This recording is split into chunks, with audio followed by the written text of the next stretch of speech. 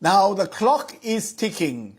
Thursday will be the day when nominations can be withdrawn for the second phase. Remember, it's a two-phase election in Bihar. So the struggle at the moment is to try and ensure that there are a minimum number of rebels that contest from both sides. The Mahagathbandhan is finding that a more difficult task. How are the permutations and combinations working out? What is this concept of a friendly fight?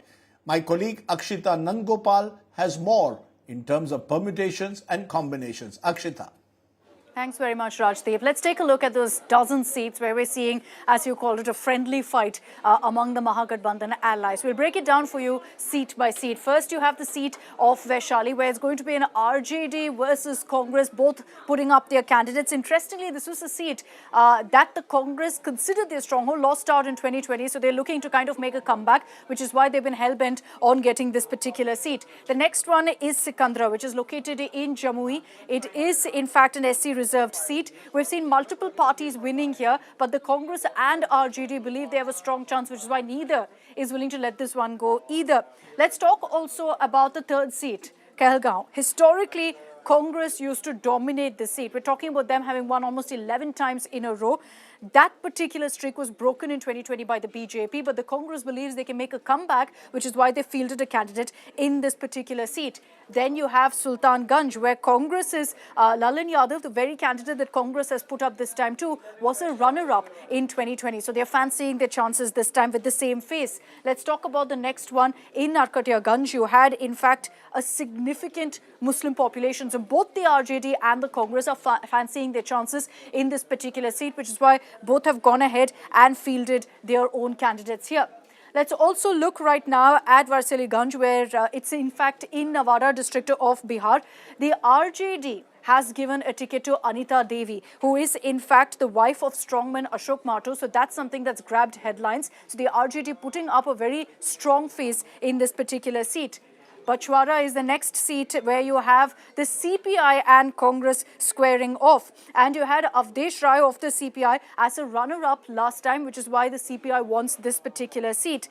The next seat also, which is an SC reserved seat, is Rajpakkar, where again you have a CPI versus Congress battle. Interestingly here, the Congress right now is in fact the MLA from Congress, Pratima Das, is the one who's been fielded again as a candidate. So the Congress hoping that they'll be able to retain this particular seat. The CPI also fielding their candidate here.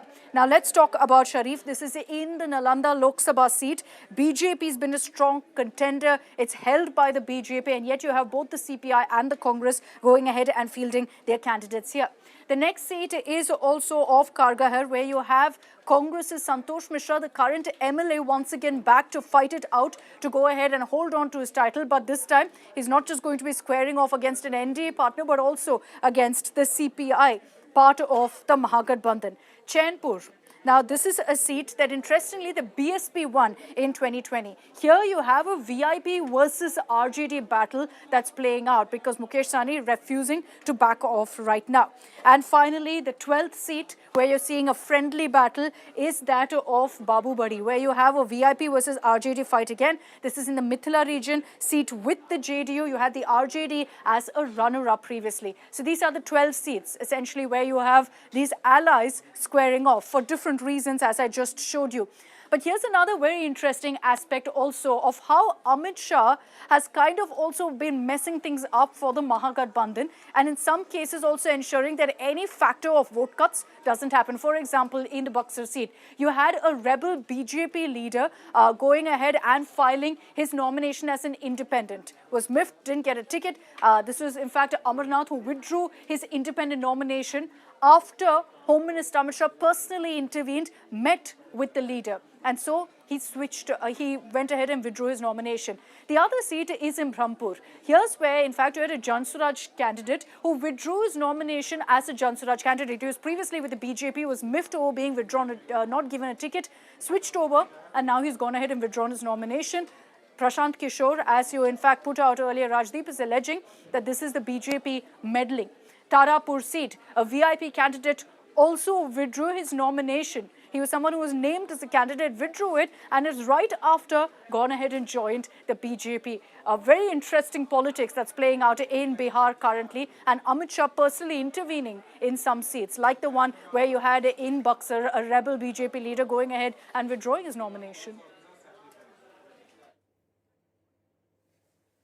Very interesting there, Akshita. Clearly, this is the kind of chess game that's being played in Bihar. Some would say intimidation on one side, others would say chaos in one rank. But appreciate your joining us.